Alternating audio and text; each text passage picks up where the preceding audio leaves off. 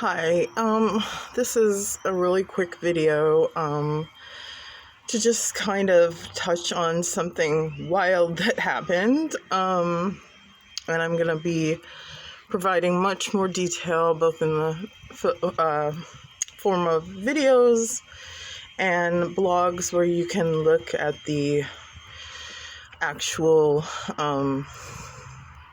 screenshots of the posts that I will be referencing. But basically what happened is that FERRIS STIRLING had a little meltdown because I have decided to start speaking out about what he did to me, how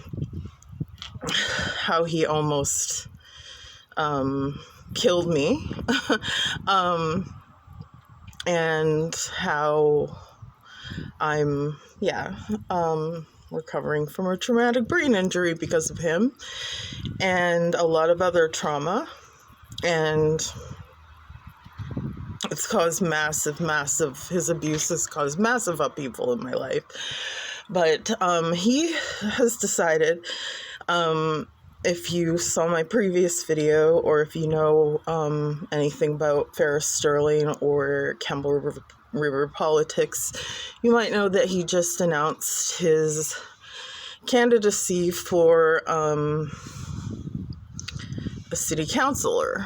So that's pretty fucked up that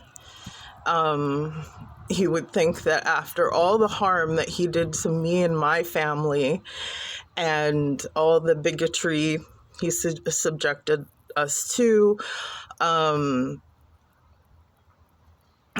just no wonder I got an email or a message a few days before he announced his candidacy, someone posing as a researcher, just seeing what dirt that I had on the counselors and Board of Variance members, and I had a gut feeling immediately it was him. And I was like, he would not run for counselor because, of course, all the harm that he's done, he would know that I would speak out. And also, a lot of the local government knows about the harm that he's done, so they shouldn't put up with it. But a lot of them are his friends. They're all very right-wing bigots. You can look at some of my prior videos if you don't know what I'm talking about. But basically, so the crazy thing is that he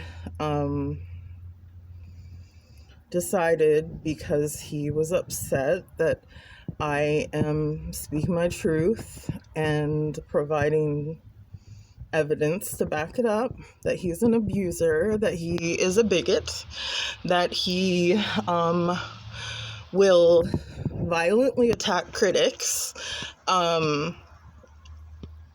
and so, sorry, brain fog, in, I guess, a little temper tantrum, he wrote a post about me on both his personal Facebook page and his official campaign Facebook page, which is absolutely wild. Like, to think that wouldn't look unprofessional and jeopardize his campaign and just open a whole can of worms, because of course I'm not going to let that fly. So what I'm doing, let's go quickly into the contents of the posts that he made about me.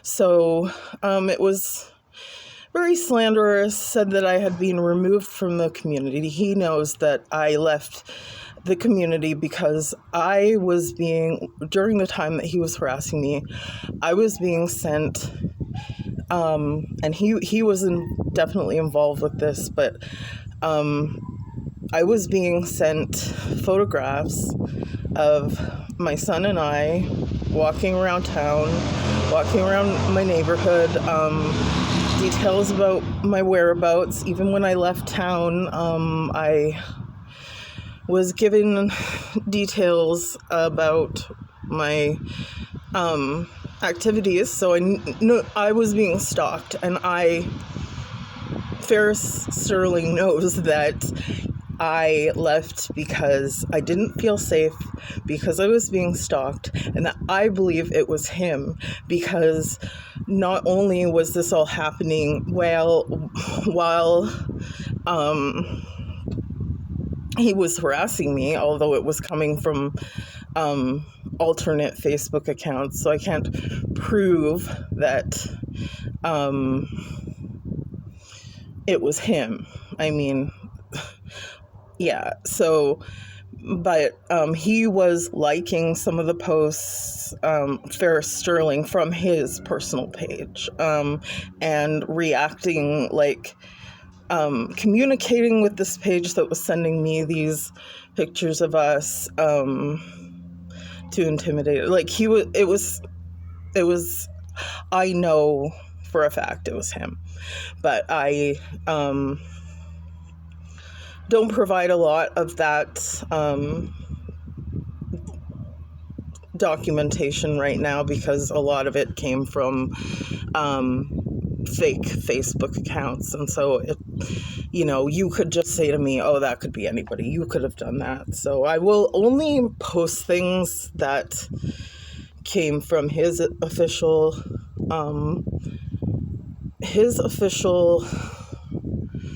Facebook page, his campaign page, or his personal page, so that there's no, oh, you could have doctored this, you could have made this up. I don't want there to be any dispute about the veracity of my claims about him. So, but he did choose to, astonishingly, put this very libelous post about me. And the crazy thing is that he, in the post, accused me of racism while, get this, also accusing me of faking my race, of faking being Indigenous to, get money. I'm not sure what that means. Maybe benefits Indigenous people are entitled to, tax breaks. I don't know what that means, but and to manipulate Tanille Johnson, because I called her out on social media. I did not harass her, as he claims. I called her out. You can look at the post if you want. It's not harassing. And just said, why did you ignore my initial complaints about Sterling's bigotry a couple years ago? Because it could have, if somebody had spoken out, it could have prevented this violence and tragedy that my family has had to endure. And he just made up all sorts of bullshit. He posted a picture and said it was my mugshot.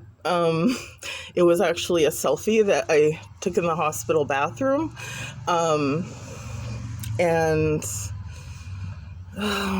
Let's see, that I, again, had been removed from the community. No, I left in fear of him, of FERRIS Sterling. So, abuse and stalking. That's why I chose to leave. And then there was some stuff about damage to my apartment, which is not true. There was damage in my previous apartment that was due to landlord negligence, and I made a video about that.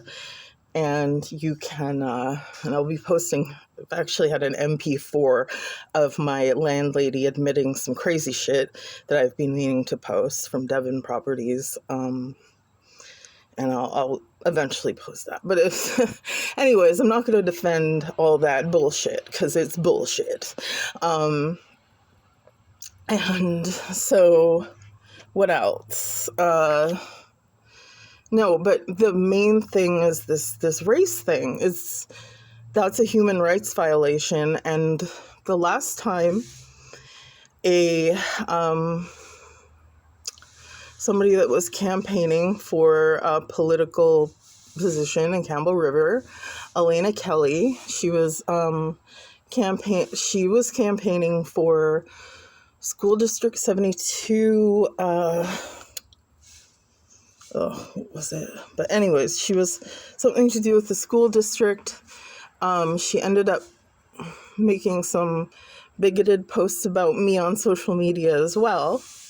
These right-wingers are just so stupid. Like, they don't get that you can be held accountable for what you post on social media. But anyways, so she posted some bigoted shit. So what I did, and what I'm going to do in this case with FERRIS Sterling's crazy accusation that I'm faking my race. I'm absolutely indigenous and I'm not faking my race. And I don't have to defend that with anything.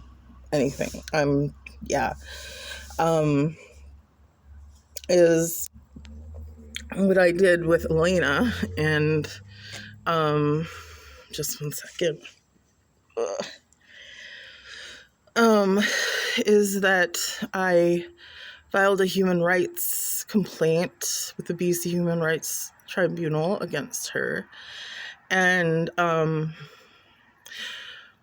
I didn't end up following through with that only because I got very sick with mental health issues due to harassment at the hands of somebody else. Prior to this, I'm not at liberty to speak about that because of a current ongoing legal issue, but I was being harassed at the time and my health was very poor, and I just didn't have the executive function and the stress tolerance to deal with following through with that. But basically they were like, okay, so the only issue is with this case that because it was on Facebook, they wanted me to apply to the Canada Human Rights, it's not tribunal, but the Federal Human Rights Commission, because it was on Facebook. The post was on Facebook, and I guess there's some jurisdiction thing about Facebook posts, so I don't know if that's what will happen with this complaint because it was posted on Facebook.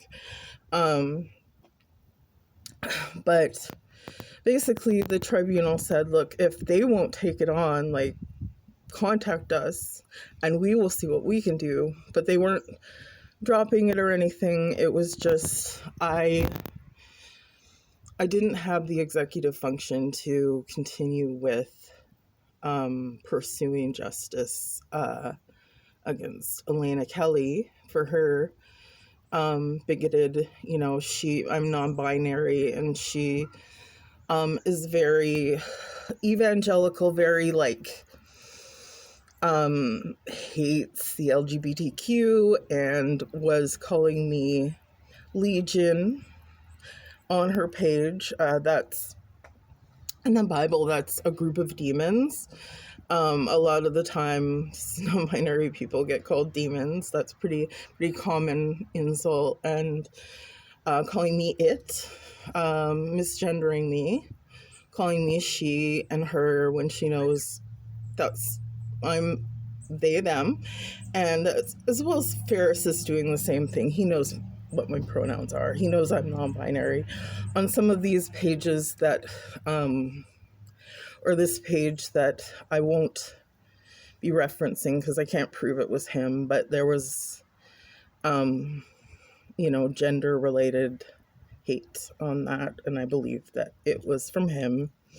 But yeah, he always refers to me as she and her, and he knows that's misgendering me, but he does that because he knows that it's unkind, and to be harmful. And then, so with the Elena Kelly thing, yeah, and I've had another successful case with the BC Human Rights Tribunal with a landlord. Oh, that was like 20 years ago, and racist landlords didn't know I was Native when I moved in.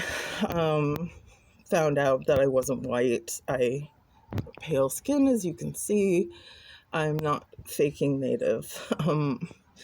But a lot of Natives are pale, and that's fine. And then, sorry, I'm dissociating a bit. This is all really traumatic. This is bringing up a lot of trauma. I spent, I just about lost my life to suicide a few times because of this harassment from Sterling, and the assault, the brain injury, the being driven out of town, the months of homelessness that we had to endure because I had a nervous breakdown and I couldn't even,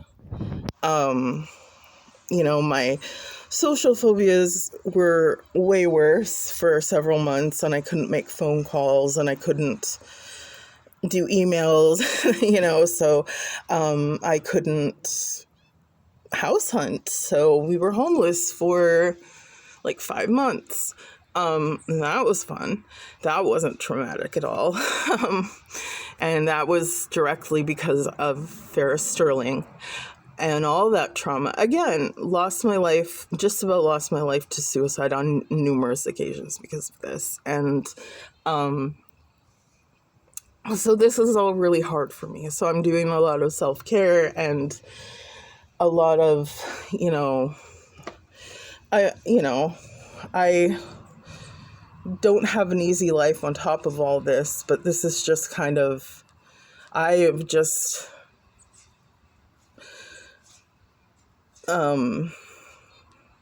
really been struggling to heal and really been fighting to heal. So fighting so hard to heal. And to have this racist, evil man just like accuse me of faking my race when he knows that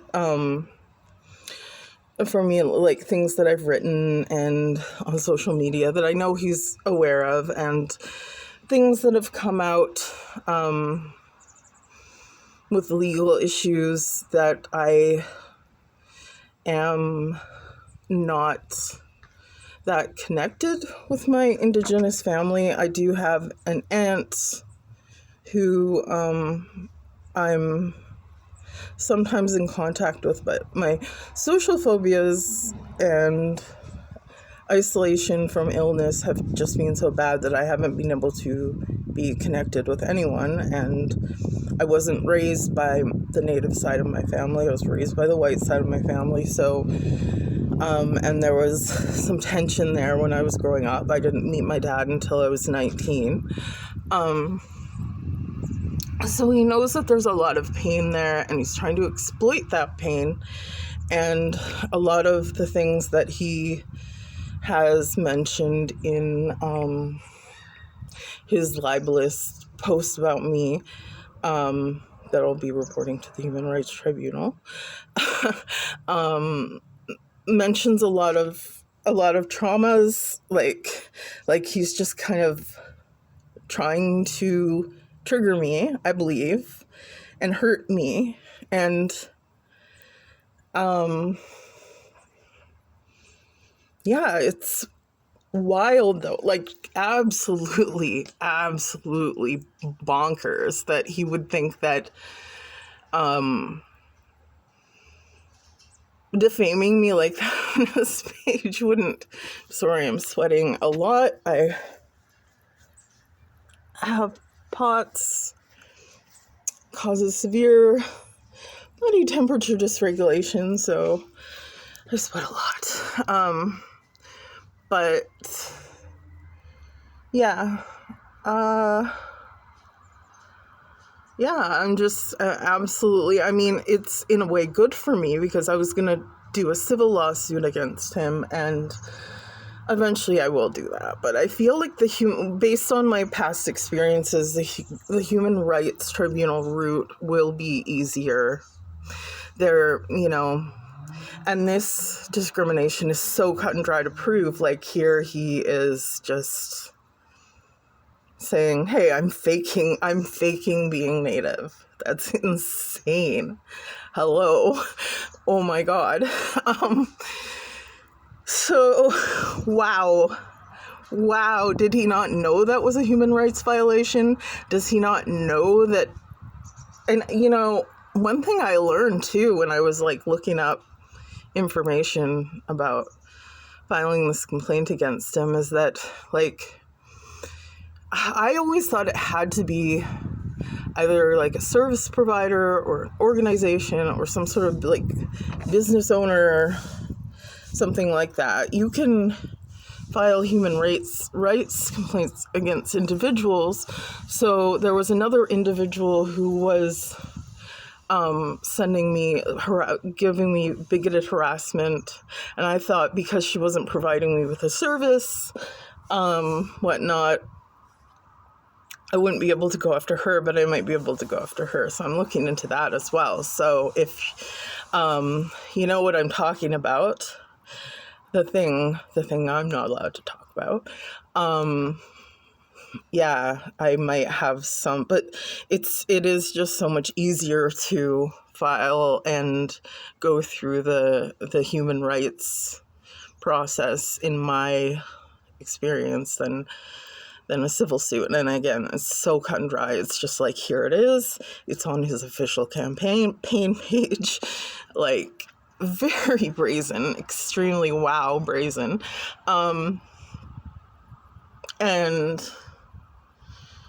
And yeah, it shouldn't be difficult to prove at all that he discriminated against me. That is you. And if you don't know, yeah, sorry, brain farts.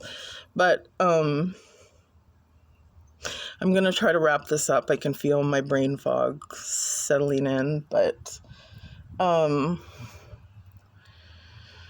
there is gonna be a lot more coming up. I am going to be telling my story. I tried to tell my story like a year or so ago and was heavily attacked. For that, my blogs and social media accounts were reported and hacked and whatever. So I'm going to do a little bit of a different tactic this time. And it's going to be much more...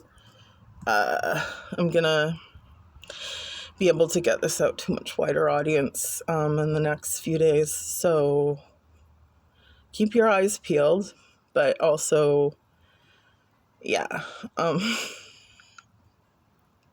See, this is traumatic brain injury. This is what he did to my head when he fucking punched me like a dozen times in the head until I almost died. Is that now I just forget what I'm saying in the middle of my sentences all the time. Super fun. Plus I sleep all the time. So fun. So great. So yeah. Cannot believe some people just shooting themselves in the foot like they don't even care. All right. Talk to you soon.